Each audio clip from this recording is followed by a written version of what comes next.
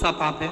7 पाप में से एक पाप ऐसा है, स्कंद पुराण कह रही है, स्कंद पुराण वर्णन कर रही है, 7 पाप में से एक पाप ऐसा है जिसका दंड यमराज नहीं देता, धर्मराज नहीं देता, चित्रगुप्त महाराज नहीं देते, नरक में जाकर नहीं भोगना पड़ता, स्वयं महाकाल उसका दंड देते और ऐसा ऐसा भुगताते हैं, ऐसा ऐसा भुगताते हैं कि शरीर भी रहता है और भोगना भी पड़ता है, कष्ट भी भोगना पड़ता है। वो केवल 7 पाप में से एक पाप है। और जिंदगी में उस पाप को याद रखना, वो 7 पाप में से कौन सा पाप है जिसका दंड स्वयं महादेव भुगताते हैं।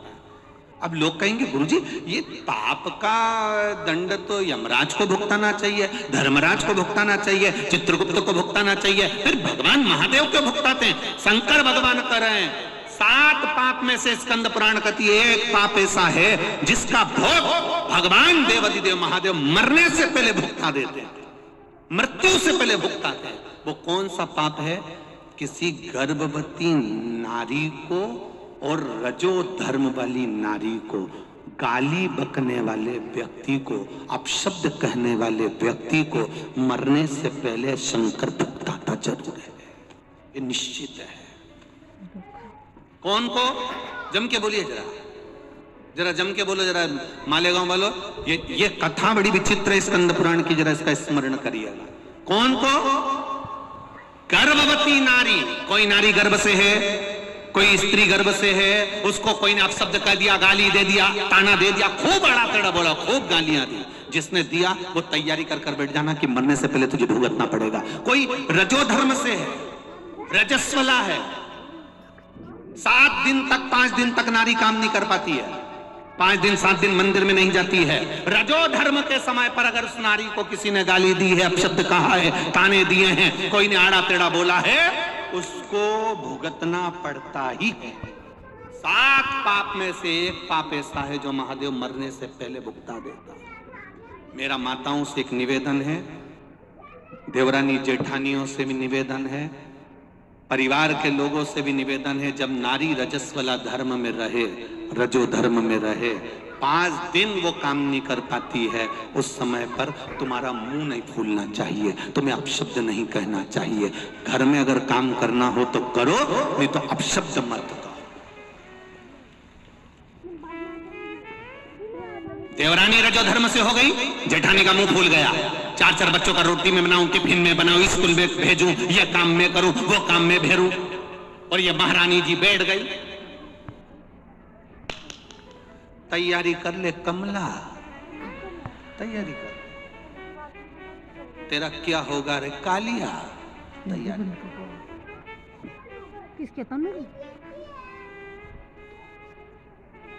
ननंद रजो धर्म से हो गई, और ननंद बिचारी रसोई घर में नहीं जा सकती, और भाभी का मुंह भगोना हो रहा है, तो सुन ले री लीला, समाप्त तेरी लीला। बहुत विचित्र शिव महापुराण की कथा है, इसको समझने वाला ही समझ सकता है। अब तुम सब बैठी बैठी सोच रही होगी मैं क्या करूं, कई कई तो बेचारी सोच में पड़ गए,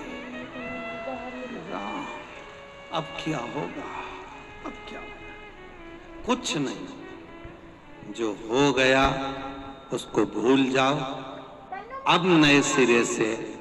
अभी तक तुम्हें मालूम नहीं था कि 7 पाप में से एक पाप ये भी है, गर्भवती नारी को अपशब्द कहना या रजो धर्म वाली नारी को अपशब्द कहना।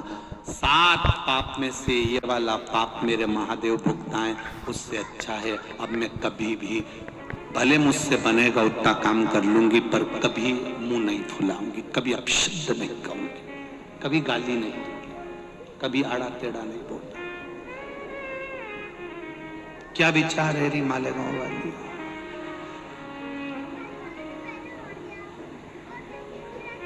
बोलो तो, ठीक है, समझ में आ रही है ना? बस उस कथा को हमें समझना है, उस विचार को। 5 दिन 7 दिन नारी रजो धर्म में होती है, तो उसको सही से भोजन भी नहीं प्राप्त हो पाता है। कई जगह पर तो इतना टेंशन हो जाता है।